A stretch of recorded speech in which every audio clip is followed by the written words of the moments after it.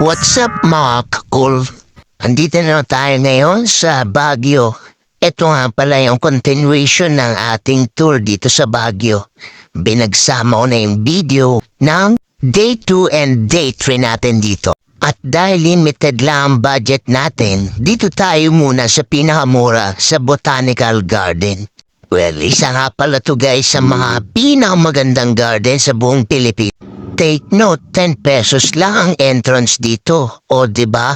Dito din nila pine-preserve yung ginagamit ng mga flowers tuwing panagbanga festival. Next naman ay dito sa Mines View Park. Dito mo makikita ang lugar kung saan nung panahon ng mga Amerikano ay maraming nagmimina. Tapos punta naman tayo dito sa Eco Park Garden. Makikita nyo rito maraming landscape ng mga Japanese bamboo. And makikita nyo rin dito kung ano yung mga use ng bamboo na ginagamit sa kapaligiran. Yun nga pala guys, isa nga rin pala to sa mga missionary na lupa, kaya donation lang yung bayad dito. At ito naman ang famous na Lion's Head. Pero ayon sa nakausap kong katutubo dati dito, monkey head daw ang dating nakalagay dyan, hindi naman lion. May nakatira daw kasi napakalaking unggoy noong araw dito sa Baguio. Well, hindi naman natin sure kung totoo yung history nila or haka-haka lang, di ba? Ito naman yung bagong tourist spot dito sa Baguio, ang Igorot Stone Kingdom.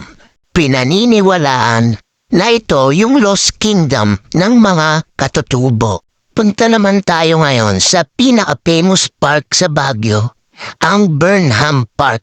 Marami kang pwedeng gawin dito kagaya ng mag-biking, mag-boat riding, and jogging. And syempre, palalagpasin ba natin ang nakakatakot na experience dito sa Diplomat Hotel? Pagpasok ko pa lang guys, nagtayuan na yung mga buhok ko. Paano masabi? Wala nga pala akong buhok. Sorry naman. Di na kayo mabiro ah. Dito kinulong ng mga sundalong Hapon ang mga kababayan natin. Lalo yung mga babae, dito ginahasa ng mga salbahing Hapon. At may mga pinugutan ding ulo rito ng mga pare. Kaya isa yun sa mga reason kung bakit daw merong parang nararamdaman or paranormal na activity sa lugar na to. So, yun lang guys. Thank you for watching. See you next video guys. Bye-bye!